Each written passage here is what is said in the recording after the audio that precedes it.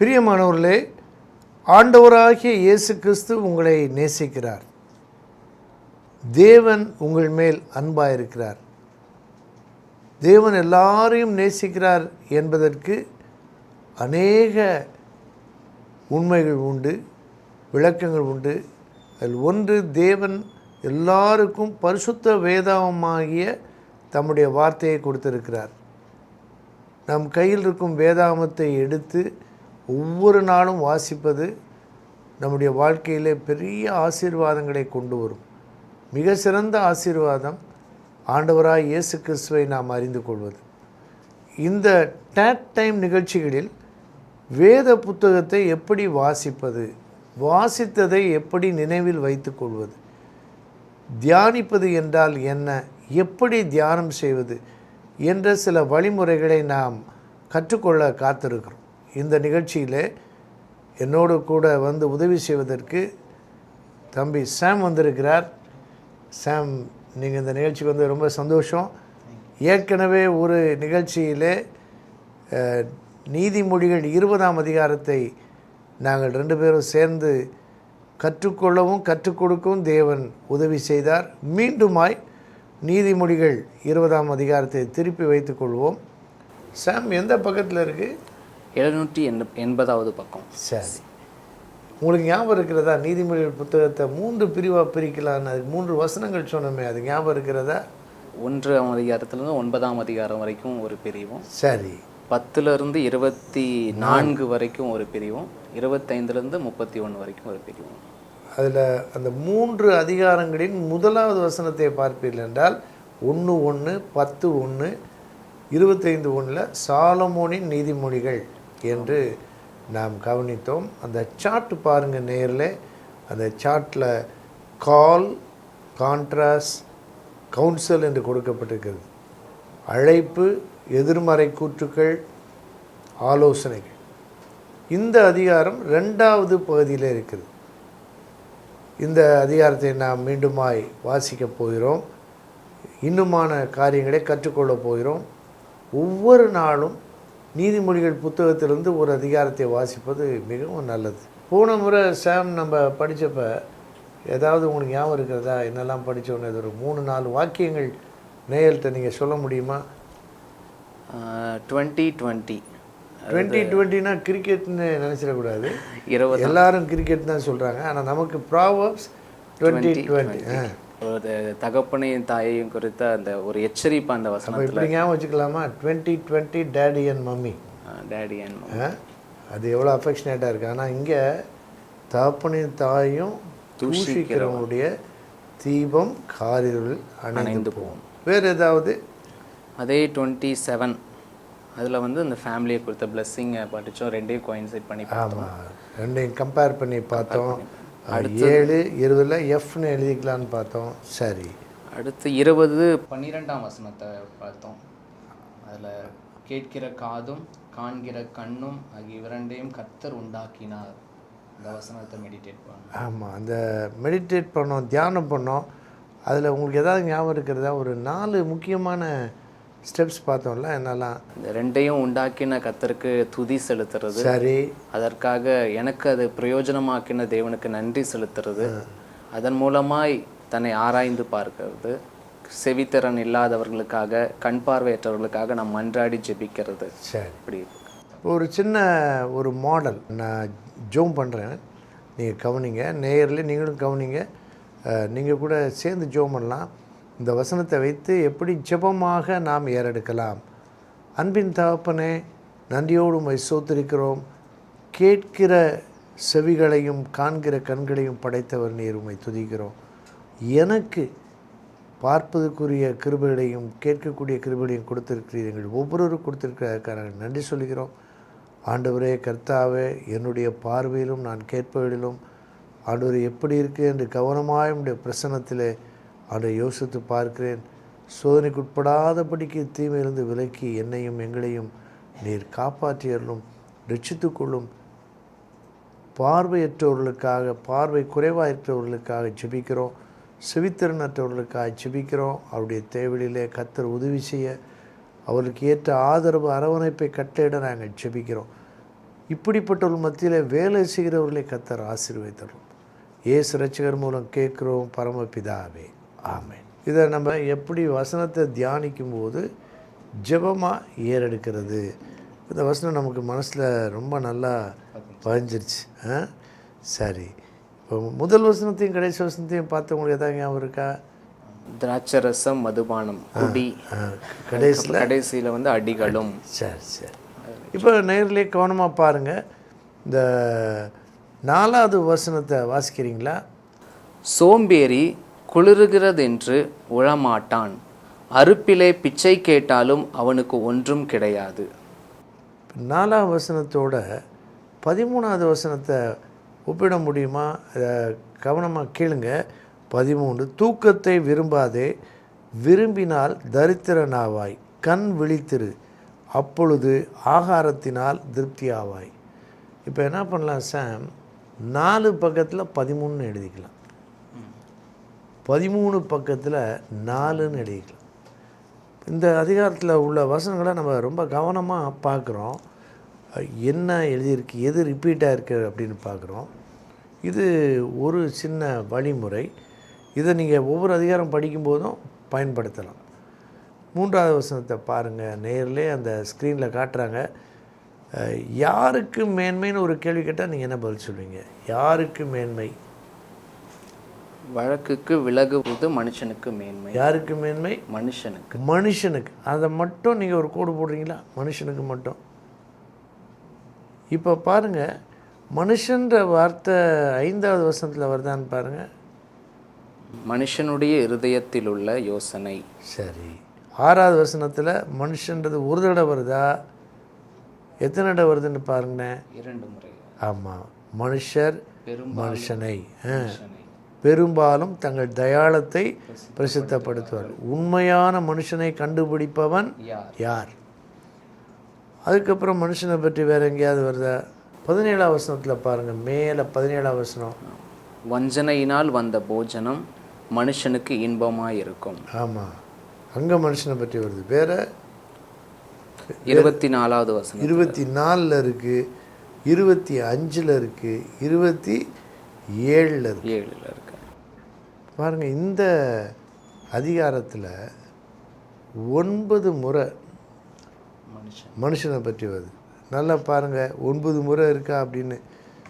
9 முறை மனுஷனை பற்றி இந்த அதிகாரத்தில் எழுதியிருக்கு. இந்த 20வது அதிகாரத்துக்கு ஒரு காரியத்தை ஞாபகம் வச்சுக்கலாம். இதில் என்ன இருக்குது? 9 முறை மனுஷனை பற்றி வருது. அதை கவுண்ட் பண்ணி பாருங்கள்.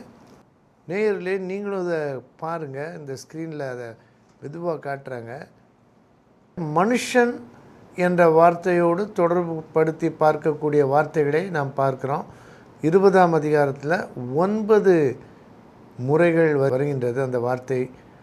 இப்படி நம்ம பார்க்கும்போது ஒன்று பார்க்கலாம். மனுஷனுக்கு எது மேன்மை, மனுஷனுடைய இருதயத்தில் உள்ள யோசனை, மனுஷர் பெரும்பாலும் தங்கள் தயாளத்தை பிரசித்தப்படுத்துவார்கள், உண்மையான மனுஷனை கண்டுபிடிப்பவன் யார்? இதை போல் நம்ம யோசிக்கலாம். சாம், இப்போ நீங்கள் பாருங்கள், இது மாதிரி ஒரு அதிகாரத்தில் படிக்கும்போது ஒரு தடவைக்கு மேலே வர வார்த்தை என்ன அப்படின்ற ஒரு கருத்தை மனசில் வச்சுட்டு அதை தேடி பார்க்கலாம். இது எத்தனை முறை வருதுன்னு கவனித்தோம்? 9 முறை. 9 முறை வருது. 2வது வசனத்தில் யாரை பற்றி சொல்லியிருக்கு? 2வது வசனத்தில் ராஜாவை பற்றி எங்கெல்லாம் வருது பாருங்கள். நேரில் நீங்களும் பாருங்கள். 8வது வசனத்தில் பாருங்கள். 8வது வசனத்தில் நியாயாசனத்தில் வீட்டிற்கும் ராஜா. அதுக்கப்புறம் 28ஆம் வசனத்தில் தயையும் சத்தியமும் ராஜாவை காக்கும். இங்கெல்லாம் ராஜாவை பற்றி வருது. அந்த மாதிரி வசனங்களை குறித்து அந்த வார்த்தையை மார்க் பண்ணி அந்த வசனங்களை மட்டும் நம்ம பார்க்கலாம். அப்படி ஒரு விதமாக பார்க்கலாம். அந்த காலத்தில் ஏறக்குறைய 3000 வருஷத்துக்கு முன்னாடி தான் நீதிமொழி எழுதப்பட்டது. அப்போ ராஜ்யம் அல்லது அரசு, ராஜா, அரசன்லாம் இருந்தாங்க. இப்போ அப்படி இல்லை, வேறு செட்டப்பாக இருக்குது. அப்போ நம்ம எப்படி யோசிக்கலாம்? லீடர் அல்லது ரூலர், ஆட்சியில் இருக்கிறவங்க அல்லது தலைவர்கள், மனிதனுக்கு மேலிருந்து மேலாண்மை செய்கிறவர்கள் அப்படின்ற கருத்தை வைத்து இந்த ராஜான்ற வர இடத்துலலாம் நம்ம யோசிக்கலாம். இந்த கண்டுபிடிப்புலையும் நம்ம ஜெபத்துக்காக நிறைய காரியத்தை கவனிக்கலாம்.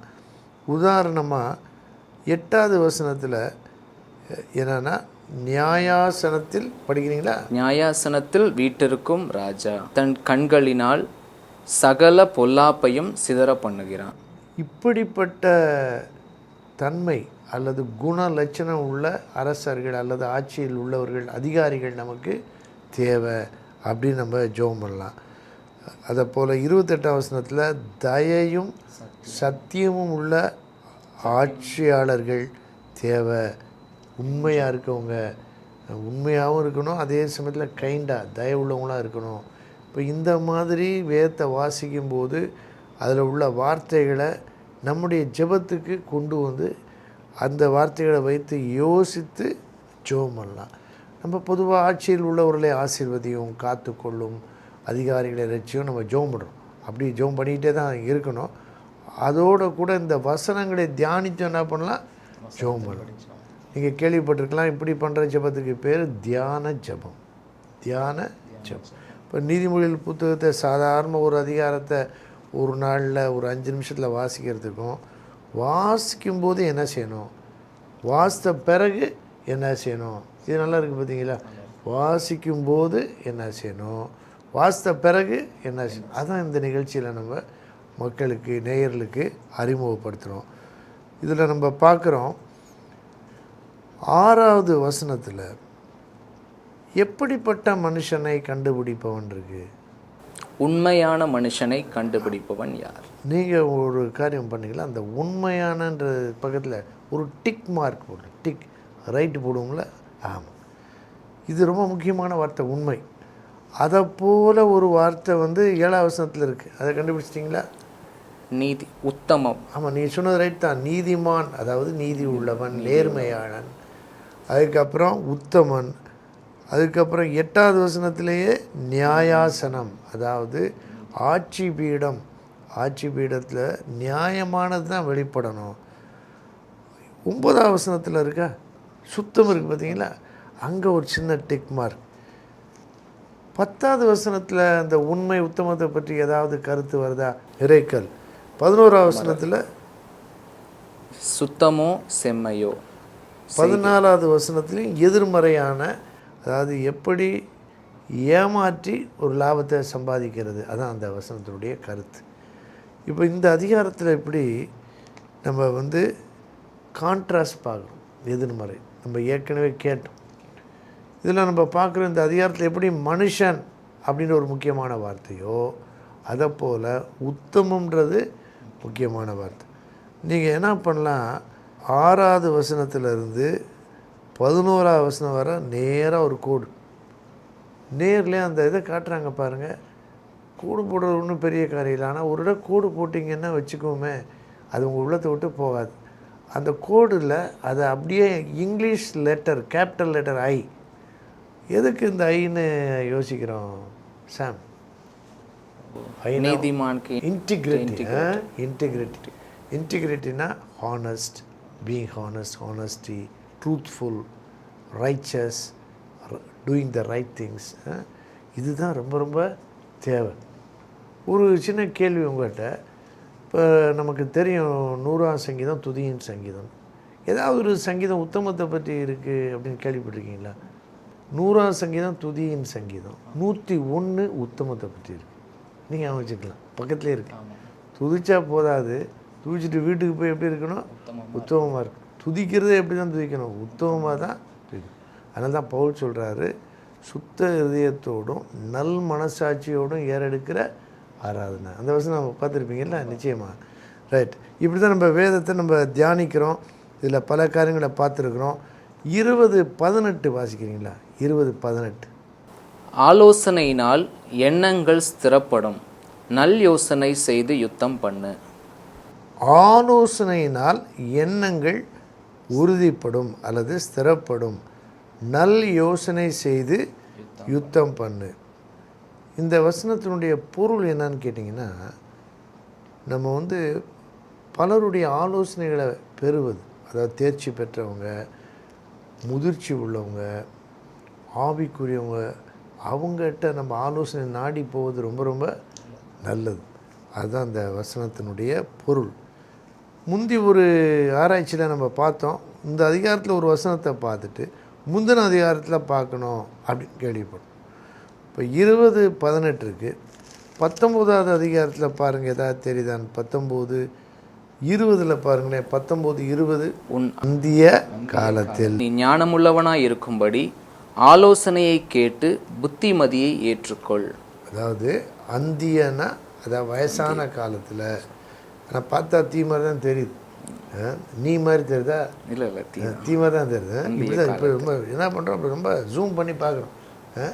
அப்போ இனிமேல் மறக்காது. பொண்ணு அந்திய காலத்தில் வயசானப்ப நீ ஞானமுள்ளவனாக இருக்கும்படி ஆலோசனை கேட்டு புத்திமதியை ஏற்றுக்கொள். என்ன பண்ணலான்னா 19:20 பக்கத்தில் 20:18 எழுதிக்கலாம். 20:18 பக்கத்தில் 19:20 எழுதிக்கலாம். இப்படி நம்ம பைபிளையே ஒரு ஆராய்ச்சி வேதாகமாக நம்ம பயன்படுத்தலாம். வசனத்தை நேசிக்கிறோம், இப்படி படிக்கிறதுக்கு பேர் தான் ஆண்டவரை முழு மனதோடு நேசிக்கிறது.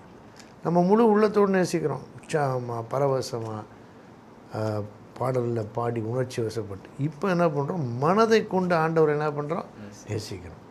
இப்போ நீதிமொழிகள் புத்தகத்தினுடைய கீ வேர்ஸே என்னென்னா ஞானம் தான். ஏறக்குறைய 100 தடவை வருது, 100 முறை வருது. ஞானம், ஞானி, ஞானவான், ஞானம். ஆலோசனையினால் எண்ணங்கள் ஸ்திரப்படும், நல் யோசனை செய்து யுத்தம் பண்ணு. இதை மாதிரி ஆண்டவராக இயேசு ஏதாவது சொல்லியிருக்காரா? பிரியமானவர்களே, நீங்கள் கூட யோசித்து பார்க்கலாம். ஒரு புத்தகத்தில் 14வது அதிகாரத்தில் அது இருக்குது. புதிய ஏற்பாட்டில் 105ஆம் பக்கத்தை எடுத்திங்கன்னா லூக்கா 14வது அதிகாரம் இருக்குது. அந்த 105ஆம் பக்கம் லூக்கா 14ல் 31, 32 2 வசனங்களை நம்ம வாசிக்க கேட்குறோம். அந்த வசனம் என்ன சொல்லுது? அன்றியும் ஒரு ராஜா மற்றொரு ராஜாவோடு யுத்தம் செய்ய போகிற போது தன்மேல் 20,000 சேவகரோடு வருகிற அவனை தான் 10,000 சேவகரை கொண்டு எதிர்க்க கூடுமோ கூடாதோ என்று முன்பு உட்கார்ந்து ஆலோசனை பண்ணாமல் இருப்பானோ? கூடாது என்று கண்டால் மற்றவன் இன்னும் தூரத்தில் இருக்கும்போதே ஸ்தானாதிபதிகளை அனுப்பி சமாதானத்துக்கானவைகளை கேட்டுக்கொள்வானே. பார்த்தீங்களா, ஏறக்குறைய இதுக்கு ரிலேட்டடாக இப்போ உடனே ரிலேட்டட், அதாவது ஒப்பிட்டு பார்க்கக்கூடியதாக இருக்குது. 20:18 பக்கத்தில் 14:31 அப்படியே எழுதிக்கலாம், அங்கேயே எழுதிக்கலாம். பிரியமானவர்களே, இந்த அதிகாரத்தை நாம் பார்த்து கொண்டே இருக்கிறோம். ஏன் அப்படி பார்க்குறோன்னா, நம்முடைய எண்ணங்களில் வேதத்தின் சத்தியங்கள் பதிந்திருக்க வேண்டும். அப்பொழுது தான் நம்முடைய சுபாவம் அல்லது நம்முடைய குணம் மாறுகிறதா இருக்கும். ஆகவே தான் வேத வசனத்தோடு நாம் அதிக நேரம் செலவழிக்கிறோம். இப்பொழுது நாம் திருவிவிலியம், அதாவது புதிய மொழிபெயர்ப்பு, அதிலேருந்து வாசிக்க கேட்க போகிறோம். சில வசனங்களை நான் வாசிக்கிறேன், சில வசனங்களை சாம் வாசிப்பார். பழைய மொழிபெயர்ப்பையும் காட்டுறாங்க, புதிய மொழிபெயர்ப்பையும் காட்டுறாங்க. நீங்கள் பாருங்கள், நல்லா கவனமாக பாருங்கள். திராட்சை ரசம் ஒழுங்கீனத்தை தோற்றுவிக்கும், போதை தரும் குடி அமளியை தோற்றுவிக்கும், அவற்றில் நாட்டம் கொள்பவர் மடையரே. அரசரின் சினம் சிங்கத்தின் முழக்கத்திற்கு நிகர், அரசருக்கு சினம் ஊட்டுகிறவர் தம் உயிரை இழப்பார். விவாதத்தில் ஈடுபடாதிருத்தல் மனிதருக்கு அழகு, ஏனெனில் மூடராயிருக்கும் எவரும் விவாதத்தை விரும்புகின்றனர். சோம்பேறி பருவத்தில் உழுது பயிர் செய்ய மாட்டார், அவர் அறுவடை காலத்தில் விளைவை எதிர்பார்த்து ஏமாற்றுவார். மனிதர் மனத்தில் மறைந்திருக்கும் எண்ணம் ஆழமான நீர்நிலை போன்றது, மெய்யறிவுள்ளவரோ அதை வெளிவரச் செய்வார்.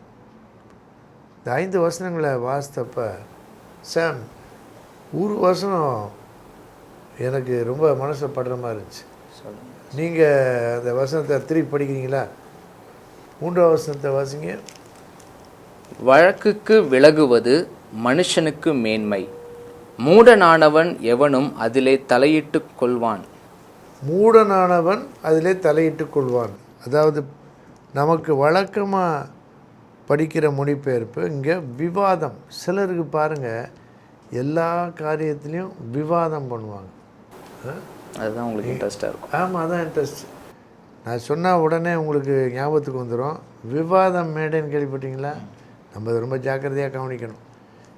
எவ்வளோ இன்ட்ரெஸ்டிங்காக விவாதம் பண்ணுறாங்க அப்படின்னு ஒரு பக்கம் நினைக்கலாம். ஆனால் அதை அடிக்கடி பார்த்து கொண்டு இருந்தால் என்ன நடக்கும்னு கேட்டால், நமக்குள்ளே தர்க்கம் பண்ணுகிற விவாதம் பண்ணுகிற ஒரு ஹேபிட் வந்து விவாதம் விளங்கிறதுக்கு அல்லது வித்தியாசமான கோணங்களை பார்ப்பதற்கு பயன்படுத்தலாம், தவறில்லை. ஆனால் தொடர்ந்து விவாதத்தை மட்டும் பார்த்துக்கிட்டு இருந்தோம்னா நம்ம விவாதம் பண்ணுறவங்களா மாறிடும். ஆகவே தான் நம்ம கேட்டோம், கேட்குற காது பார்க்குற கண் ரொம்ப ரொம்ப முக்கியம். அப்படி தான் வேத வசனத்தை நம்ம பயன்படுத்துகிறோம். அடுத்து நம்ம பார்க்குறோம், பலர் தம்மை வாக்கு பிறளாதவர் என கூறிக்கொள்வர், ஆனால் நம்பிக்கைக்குரியவரை கண்டுபிடிக்க யாரால் இயலும்? எவர் கலங்கமற்ற நேர்மையான வாழ்க்கை நடத்துகிறாரோ அவருடைய பிள்ளைகள் அவரின் காலத்திற்கு பின் நற்பேறு பெறுவார்கள். மன்னன் நீதி வழங்கும் இருக்கையில் வீட்டிருக்கும் போது தன் பார்வையாலேயே தீமையான யாவற்றையும் சலித்து பிரித்து விடுவான். என் இருதயத்தை தூயதாக்கி விட்டேன், நான் பாவம் நீக்க பெற்று தூய்மையாயிருப்பவன் என்று யாரால் சொல்லக்கூடும்? பொய்யான எடை கற்களையும் பொய்யான அளவைகளையும் பயன்படுத்துகிறவரை ஆண்டவர் அருவருக்கின்றார். சிறுவரையும் அவருடைய செயல்களையும் கொண்டே அறியலாம். அவர் உண்மையும் நேர்மையானவர் என்றும் சொல்லிவிடலாம். கேட்கும் காது காணும் கண் இவ்விரண்டையும் ஆண்டவரே படைத்தார். தூங்கிக் கொண்டே இருப்பதை நாடாதே, நாடினால் ஏழையாவாய். கண் விழித்திரு, உனக்கு வயிறார உணவு கிடைக்கும். ஒரு பொருளை வாங்கும்போது தரம் குறைவு விலை மிகுதி என்று ஒருவர் சொல்வார். வாங்கி சென்ற பின் தரம் திறம்பட செய்ததாக நினைத்து தம்மையே மெச்சிக்கொள்வார். பொன்னையும் முத்துக்களையும் விட அறிவுள்ள பேச்சே விலை உயர்ந்த அணிகலன். அந்நியருடைய கடனுக்காக பிணை நிற்கிறவருடைய ஆடையை எடுத்துக்கொள், அதை அந்த கடனுக்காக பிணைய பொருளாக வைத்திரு. வஞ்சித்து பெறும் உணவு சுவையாயிருக்கும், ஆனால் பின்னர் அது வாய் நிறைய மணல் கொட்டியது போல் ஆகும். நல்ல அறிவுரை கேட்டு திட்டமிட்டால் வெற்றி பெறுவாய். சூழ்ச்சி முறையை வகுக்கும் முன் போரை தொடங்காதே. வலம்பலன் போல் மறை செய்திகளை வெளிப்படுத்தி விடுவான். வாயாடியோடு உறவாடாதே. தாயையும் தந்தையையும் சபிக்கிறவனின் விளக்கு காரிருள் வேளையில் அணைந்து போகும். தொடக்கத்திலே விரைவில் கிடைத்த உரிமை சொத்து இறுதியில் ஆசி பெற்றதாய் இராது. தீமைக்கு தீமை செய்வேன் என்று சொல்லாதே, ஆண்டவரையே நம்பியிரு, அவர் உன்னை காப்பார். பொய்யான எடை கற்களை பயன்படுத்துகிறவரை ஆண்டவர் அருவருக்கிறார். போலி துலாக்கோலை பயன்படுத்துவது முறையற்றது. மனிதனுடைய வாழ்க்கை பாதையை ஆண்டவர் அமைக்கின்றார்.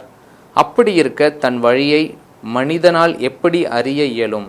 எண்ணாமல் ஒன்றை கடவுளுக்கு படையல் என நேர்ந்துவிட்டு அப்பொருத்தனை பற்றி பிறகு எண்ணுவது கண்ணியில் கால் வைப்பதாகும். ஞானமுள்ள அரசன் பொல்லாரை பிரித்தெடுப்பான், அவர்கள் மீது சக்கரத்தை ஏற்றி நசுக்குவான். ஆண்டவர் மனிதருக்கு தந்துள்ள ஆவி ஒரு விளக்கு, அது அவர்களின் உள்ளத்தில் இருப்பதையெல்லாம் ஆய்ந்தறியும். அன்பும் உண்மையும் மன்னவனை ஆட்சியில் நீடித்திருக்க செய்யும். அன்பாகிய அடிப்படையிலே தான் அவனது அரியணை நிலைத்து நிற்கும். இளைஞருக்கு உயர்வளிப்பது அவர்களது வலிமை, முதியோருக்கு பெருமை தருவது அவர்களது நரைமுடி. நைய புடைத்தலே மனிதனின் மாசகற்றும், கசையடி கொடுத்தலே உள்ளத்தை தூய்மைப்படுத்தும். திருவிவிலியத்தின் புதிய மொழிபெயர்ப்பை நாம் வாசிக்க கேட்டோம். இந்த அதிகாரத்தில் உள்ள இன்னொரு கருத்தை நாம் பார்க்க போகிறோம். 12ஆம் வசனத்தை பார்த்ததை போல 27வது வசனத்தை நம்ம பார்க்கலாம். 27, மனுஷனுடைய ஆவி கர்த்தர் தந்த தீபமாக இருக்கிறது, அது உள்ளத்தில் உள்ளவைகளை எல்லாம் ஆராய்ந்து பார்க்கும். இப்போ ஒரு கேள்வி நேரில் நான் சாம்டிங் கேட்குறேன். என்னன்னு கேட்டிங்கன்னா, இது பக்கத்தில் ஒரு வார்த்தை எழுதலாம். இந்த வசனத்தை படித்த உடனே உங்கள் உள்ளத்தில் ஒரு வார்த்தை வந்திருக்கும். இந்த வசனம் எதை பற்றி சொல்லுது? சும்மா யோசிக்கலாம். நீங்கள் கூட யோசிச்சு பாருங்கள். நான் முதல் எழுத்து வேணால் சொல்கிறேன் உங்கள் யோசனையை தூண்டுறதுக்காக. மன்ற வார்த்தை மனசாட்சி. ஆமாம், மெதுவாக வருது மனசாட்சி. இப்படி தான் யோசிக்கணும். நீங்கள் என்ன பண்ணலாம், மனசாட்சி நாங்கள் எழுதிக்கலாம். இது மனசாட்சின்ற வார்த்தை அங்கே இல்லை, ஆனால் மனசாட்சியை பற்றி தான் சொல்லுது. வேதாகமத்தை எப்படி தியானம் பண்ணணுன்னு தெரிஞ்சுக்கிறதுக்கு எனக்கு ரொம்ப வருஷமாக விருப்பம் இருந்துச்சு. நான் ஜெபம் பண்ணியிருக்கேன். ஒரு அனுபவம் உள்ள ரொம்ப விரிவாக தேவனால் பயன்படுத்தப்பட்ட ஒரு ஊழியக்காரரை சந்தித்து அவர்கிட்ட ஒரு அப்பாயின்மெண்ட் வாங்கி அவர்கிட்ட இந்த கேள்வியை கேட்டேன். அவர் பல காரியங்களை சொன்னார். ஒன்று சொன்னார், ஒரு வசனத்தை நீ படிக்கும்போது அந்த வசனம் எதை பற்றி சொல்லுது அதை பற்றி யோசி. அந்த வார்த்தை அந்த வசனத்தில் இருக்காது, ஆனால் அந்த வார்த்தையை விளக்குற வார்த்தைகள் இருக்கும். அப்போ அந்த வார்த்தையை யோசித்தா நீ கண்டுபிடிச்சிடலாம், அதை எழுதிக்க அப்படின்னார். பார்த்தீங்களா, அந்த ஆலோசனை இன்றைக்கி வரை பின்பற்றும். இப்போ மனசாட்சியை பற்றி எங்கே நீதிமொழியில் இருக்குன்னா உடனே சொல்லிடலாம். 20:27 20:27 எதை பற்றி சொல்லுது? மனசாட்சியை பற்றி இருக்கு. இன்னொரு கேள்வி பாருங்கள், என்னன்னு கேட்டால், மனசாட்சியை ஒரு முள்ளு மாதிரி யோசிக்கலாம். ஆனால் இந்த வசனம் என்ன சொல்லுது? எப்படி இருக்குது? ஆராய்ந்து பார்க்கும். ஆராய்ந்து பார்க்கும் என்னவா இருக்கிறது? தீபமாக இருக்கிறது. ஒரு வசனத்தை தியானம் பண்ணுறது எப்படின்னா, இப்போ பாருங்கள், நான் ஒரு சாம்பிள் காட்டுறேன். யாருடைய ஆவி கத்த தந்த தீபமாக இருக்கிறது? மனுஷனுடைய ஆவி. மனுஷனுடைய எது கத்த தந்த தீபமாக இருக்கிறது? மனுஷனுடைய ஆவி. மனுஷனுடைய ஆவி யார் தந்த தீபமாக இருக்கிறது? கர்த்தர் தந்த தீபமாக. மனுஷனுடைய ஆவி கர்த்தர் என்ன பண்ண? தந்த தீபமாக இருக்கு. மனுஷனுடைய ஆவி கர்த்தர் தந்த என்னவா இருக்கிறது? தீபமாக இருக்கிறது. சரி, இது ஒன்று, பார்ட் 1 முதல் சென்டென்ஸ். ரெண்டாவது, அது எதில் உள்ளவைகளெல்லாம் ஆராய்ந்து பார்க்கும்? உள்ளத்தில் உள்ளவைகளை எல்லாம். அது உள்ளத்தில் டேஷ் என்னது? உள்ளவைகள் எல்லாம் என்ன பண்ணும்? ஆராய்ந்து பார்க்கும். பார்த்தீங்கன்னா, இந்த ப்ராசஸ், இந்த ஸ்டெப்ஸ் தான் அந்த வசனத்தோடு நம்ம பக்கத்தில் போகிறது. இந்த வசனத்தை நம்ம உள்ளத்தில் நிலைப்படுத்துறதுக்கு அது உதவி செய்யுது. இப்போ இதை வச்சு எப்படி யோசிக்கலாம்? இன்றைக்காவது நம்ம, ஆண்டவரே நீர் எனக்கு கொடுத்த மனசாட்சிக்காக நன்றி சொல்லியிருக்கேனா? ஆனால் இப்போ தான் தெரியுது, மனசாட்சி இருந்தனால தான் ஓரளவு பாவம் செய்ய மாட்டேன் தடுத்து ஆட்கொண்டார். எல்லாருக்குமே ஆண்டவர் அறியாதவங்களுக்கு கூட மனசாட்சியை தீபமாக என்ன பண்ணியிருக்காரு? கொடுத்துருக்காரு. இப்போ நம்ம எப்படி அதை காத்துக்கொள்ளணுன்னா, இப்போ யோசிச்சு பார்க்கலாம். இந்த தீபம்னா அந்த பார்த்தீங்களா, ஒரு இது காட்டுறாங்க, ஒரு கேண்டில் லைட் ஃப்ளேம் காட்டுறாங்க. காற்று கொஞ்சம் வேகமாக அடித்து நம்ம என்ன பண்ணுவோம்?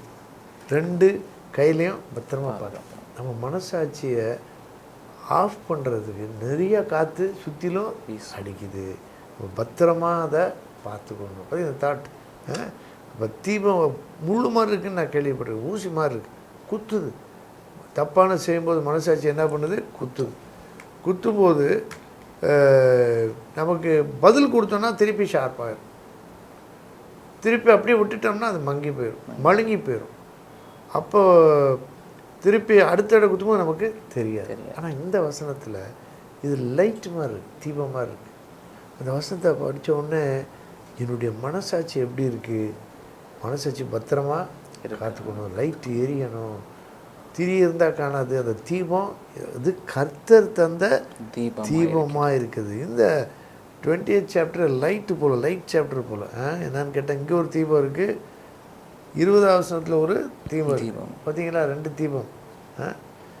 இப்படி இந்த அதிகாரத்தில் வசனங்களை அங்கங்கே என்ன பண்ணலாம் பார்க்கலாம். அங்கே எச்சரிப்பு, ஆனால் இங்கே ஒரு ஃபேக்ட் சொல்லுது, ஒரு உண்மையை சொல்லுது. மனுஷனுடைய ஆவி கர்த்தர் தந்த தீபமாக இருக்கிறது, அது உள்ளத்தில் உள்ளவர்களெல்லாம் ஆராய்ந்து பார்க்கும். நம்ம இந்த சாப்டரை படிச்சிருக்கோம், இதை கொஞ்சம் யோசிச்சு பார்க்கலாம். இன்றைக்கி நான் படித்ததில் உங்களுக்கு பொதுவாக நான் 3 கேள்வி வச்சுருப்பேன். என்னென்னு கேட்டிங்கன்னா, இதை படித்ததில் உங்களுக்கு பிரியமானது என்ன? இதில் உங்களுக்கு புரிஞ்சது என்னது? இதில் உங்களுக்கு புதுசாக இருந்தது என்னது? இதில் உங்களுக்கு புரியாது என்னது? பார்த்தீங்களா? நீங்கள் சொல்லுங்கள் பார்க்கலாம். நேரில் நீங்கள் கூட யோசிக்கலாம். இந்த நிகழ்ச்சியை பார்த்துட்ருக்கீங்க, பைபிளை வச்சு நீங்கள் குறிச்செல்லாம் படிக்கணும்னு நாங்கள் ரொம்ப எதிர்பார்க்குறோம். ஏன்னா கர்த்தரை நீங்கள் நேசிக்கணும், வேதத்தில் கற்றுக்கொள்கிறத பத்திரமா உள்ளத்தில் காத்துக்கொள்ளணும். சாம் சொல்லுவார், இப்போ உங்களுக்கு என்ன இன்றைக்கி புதுசாக நிறைய தெரிஞ்சுக்கலாம். 1-2 இந்த செஷனில் மனசாட்சி, மனுஷனுடைய ஆவி அப்படிங்கிறது மனசாட்சியை குறிக்கிறதுங்கிறது எனக்கு ஒரு புதுசாக நம்ம ஒரு முறை புதுசாக கற்று தராது. நம்ம நான் என்ன நினைக்கிறேன், நான் தனியாக பார்த்ததை விட உங்களோட சேர்ந்து பார்க்கும்போது எனக்கு புதுசாக இருக்குது. இந்த வசனம் தெரியும் எனக்கு, ஆனால் உங்களோட சேர்ந்து படிக்கும்போது இது ரொம்ப நல்லா இருக்குது. மனசாட்சியை பத்திரமா நம்ம கையில் இருக்க ஹீட்டு வந்து அந்த லைட் போகாமல் என்ன பண்ணுது, காத்துக்குது. இதை போல் நாம் மற்ற விசுவாசிகள் ஆவிக்குரியவங்களோடையே கூட இருந்தோம்னா நம்முடைய மனசாட்சி தீபம் பிரைட்டாக இருக்கும். உடனே சொல்லிடுவாங்க, இது செய்யாத, பார்த்து வேண்டாம், இது மாதிரி. அதுதான் அந்த ஆலோசனையினால் எண்ணங்கள் ஸ்திரப்படும். இப்படி நம்ம என்ன பண்ணலாம், லிங்க் பண்ணலாம். இப்போ இந்த நிகழ்ச்சியில் உங்களுக்கு மனசில் நிற்கிற ஏதாவது ஒரு கருத்து, இது ஒன்று சொன்னீங்க, வேறு ஏதாவது? 9 முறை மனுஷனை குறித்து இந்த சாப்டரில் அதிகாரத்தில் சொல்லப்பட்டிருக்கு. சரி. அதுக்கப்புறம் உண்மை, உத்தமம் 6லேருந்து 11ஆம் வசனம் வரைக்கும். சரி, அதை குறித்து பார்த்தோம். சரி, ரொம்ப சந்தோஷம். நம்ம இப்போ பைபிளை மூடி வச்சுட்டு கொஞ்சம் யோசிக்க போகிறோம். என்ன நம்ம வாழ்க்கையில் பயன்படுத்தலாம்? மன்றாட்டு ஜெபத்துக்கு என்ன பயன்படுத்தலாம்? தற்பரிசோதனைக்கு என்ன பயன்படுத்தலாம்? பிரியமானவர்களே, இப்படி தான் நம்ம வேதத்தை வாசித்துட்டு வேகமாக நிறையா வாசிக்கிறது ஒரு பக்கம், ஒரு பகுதியை பல முறை வாசிக்கணும். நான் உங்கள்கிட்ட திருப்பி ஒரு கேள்வி கேட்க விரும்புகிறேன். இந்த அதிகாரத்துக்கு மேலே உங்களுக்கு ஒரு பிடிப்பு உண்டாயிருக்கா? கண்டிப்பாக பிடிப்பு உண்டாயிருக்கா, பிடித்தம் உண்டாயிருக்கா? பிடித்தம் உண்டாயிருக்கு. அப்படியா? பிடிப்பு உண்டாலே பிடிப்பு பிடிப்பும் பிடித்தம் உண்டாயிருக்கு. ஒரு கிரிப் கிடச்சிருக்கு. அது நல்லா இருக்குது. நீதிமொழிகள் 2020நாலே நமக்கு எல்லாருக்கும் T20 அதான் தெரியும். ஆனால் நமக்கு ப்ராவர்ப்ஸ் 20 தெரியும். ப்ராவர்ப்ஸ் 20ல் எவ்வளவு விலையேற பெற்ற முத்துக்கள் போன்ற சத்தியங்கள் இருக்குது. அதை நம்ம உள்ளத்தில் வச்சு ரசிக்கிறோம். மனசாட்சி, உத்தமம், அப்புறம் ஒருவேளை நமக்கு ஒரு ரைம் மாதிரி வருது, குடி அடின்னு, அதெல்லாம் சமுதாயத்தில் உள்ள நிலைமைகளை காட்டுது. அவங்களுக்காக நம்ம ஜெபம் பண்ணோம். நம்ம இப்போ ஆண்டவரை நோக்கி ஜெபிப்போம். அப்பா பிதாவே, நதியோடு உம்மை ஸ்தோத்திரிக்கிறோம், எங்களுக்கு கொடுத்த நல்ல ஐக்கியத்துக்காக துதிக்கிறோம். அவர் ஒளியில் இருக்கிறது போல நாமும் ஒளியில் நடந்தால் நாம் ஒருவரோடு ஒருவர் ஐக்கியப்பட்டிருப்போம். அவருடைய குமாரனாகிய இயேசு கிறிஸ்துவின் இரத்தம் சகல பாவங்களையும் நீக்கி நம்மை சுத்திகரிக்கும் என்ற வாக்காக சுத்திரிக்கும். இன்றைக்கு நீதிமொழிகள் 20ஆம் அதிகாரத்திலிருந்து வெளியேறப்பட்ட சத்தியங்களை கர்த்தர் கற்றுக் கொடுத்தீர். இந்த நிகழ்ச்சியை பார்த்து கொண்டிருக்கிற ஒவ்வொருவருடைய மனசாட்சியும் எரிந்து பிரகாசிக்க, எது சரியானது, எது தேவையானது, எது நித்தியத்துக்குரியது என்று அறிந்து கொள்ளத்தக்கதாக உத்தமத்திலே முன்னேற, உத்தமத்திலே நிலைத்திருக்க, உத்தம குணத்தில் நீர் பிரியப்படுகிற தேவன். ஆண்டவரே, எங்கள் தேசத்தை ஆளுகிறவர்களுக்கு உத்தமும் நீதியும் நியாயமும் உள்ள அரசாட்சி செய்ய ஞானம் தார். சமுதாயத்திலே உத்தமத்தை தார். பயங்கரமான நாட்களில் வாழ்கிறோம். கர்த்தர் காத்துக்கொள்ளும். இயேசு ரட்சகர் மூலம் கேட்கிறோம் பிதாவே, ஆமென்.